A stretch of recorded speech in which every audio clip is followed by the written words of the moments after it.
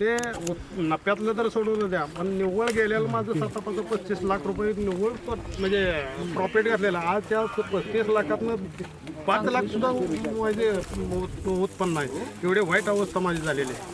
मग एवढं द्राक्ष नाही, पेरूचं तसंच आहे, इतर पिकाचं तसंच आहे. गुलाब माझे 4 एकर गुलाब आहे. अगदी झाडाला पाला राहिला नाही.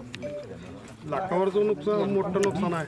तर शासनाने आतापर्यंत आमचे आमदार खरे येऊन गेले, प्रणिता शिंदेचं शिष्टमंडळ येऊन गेलं, पण अजून आदेश आला नाही किंवा अजून आमचा पंचनामा केला नाही ह्या पिकाचा. आज 5वा 6वा दिवस आहे. या 6 दिवस झालं त्यांची वाट बघतोय पंचनाम्यासाठी, पण अजून काय पंचनामा झाला नाही. आदेश आल्यानंतर करू म्हणते ते, आणि अजून कुठली मदत झाली नाही. एवढे आम्हाला मदत व्हावी एवढे शासनाकडून आमच्या गावातले 40-50 लोकांची घरं पण पत्रे उडून गेले. केळीचे बागा, बाकीचे सगळे बागा आहेत ते सगळे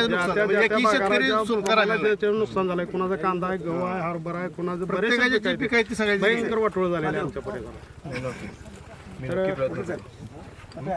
साहेब, आपली काय प्रतिक्रिया असला? आता शेतकऱ्यांनी गारण आपल्यासमोर मांडलेलं आहे, पंचनामे देखील झाले नसल्याचं सांगतात. काय नाही, मी आता हे अवकाळी पाऊस आणि हे गारा पडतात हे आपल्या हातात नसतात. सो मला वाटतं मी फडणवीस साहेबांना भेटणार आहे, कारण शेतकऱ्यांचं खूप नुकसान झालं आहे आणि मला वाटतं त्यांना भेटून शेतकऱ्यांची जास्तीत जास्त भरपाई कशी होऊ शकेल याच्यावर आपण काम करू मला वाटतं.